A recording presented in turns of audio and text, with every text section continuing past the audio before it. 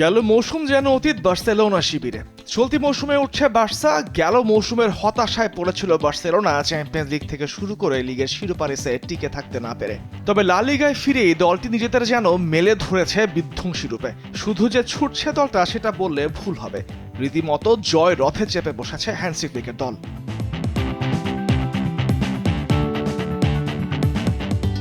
গেল রাতে লা লিগা গেতাফেকে হারিয়েছে 1-0 গোলে বার্সা। ম্যাচ শেষে যোগ হয়েছে পূর্ণ 3 পয়েন্ট। তবে অনেকেই বলতে পারেন ম্যাচের জয়ের ব্যবধান নিয়ে।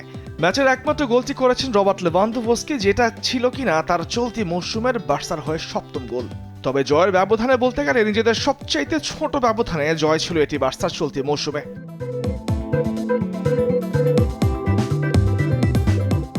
চলতি মৌসুমে এমন কোনো ম্যাচ হয়নি যেখানে বার্সার প্রতিপক্ষের জালে মাত্র 1 গোল করেছে। চলতি আসরে সর্বনিম্ন 2 গোল বার্সা প্রতিপক্ষের জালে দিয়েছে।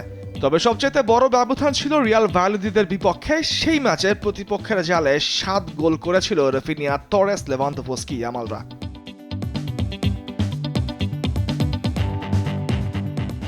এখনো পর্যন্ত বার্সেলোনা টানা 7 ম্যাচে জয়, টেবিলে শীর্ষস্থান ধরে রেখেছে। এই 7 ম্যাচে প্রতিপক্ষের জালে গুনে গুনে দিয়েছে বার্সা 23 গোল, আর বিপরীতে হজম করেছে মাত্র 5টি। তাই 18 গোলের ব্যবধানে বার্সা রয়েছে সবার থেকে ওপরে।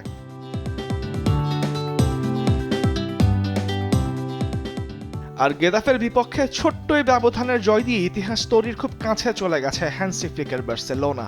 এই জয় দিয়ে পেপ গার্দিওলা ও তিতো ভিলানোভাকে ছাড়িয়ে আর্নেস্তো ভালভার্দেকে ধরেছেন ফ্লিক। গার্দিওলা অতীতে লিগে বার্সাকে জিতিয়েছিলেন টানা 6 ম্যাচ, আর বার্সেলোনার সেই সংখ্যাটা 7টি। টানা সবচেয়ে বেশি জয়ের রেকর্ডটা টাটা মার্টিনোর। ইন্টার মায়ামির এই কোচ 11 বছর আগে বার্সাকে টানা 8 ম্যাচ জিতিয়েছিলেন লিগের শুরু থেকে।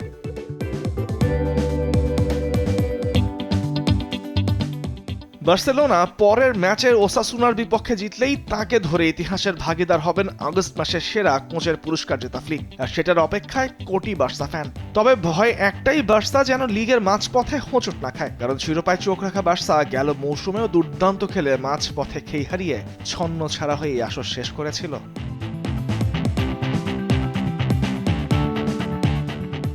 তামিমুর রহমান, স্পোর্টস ডেস্ক, দেশ টিভি।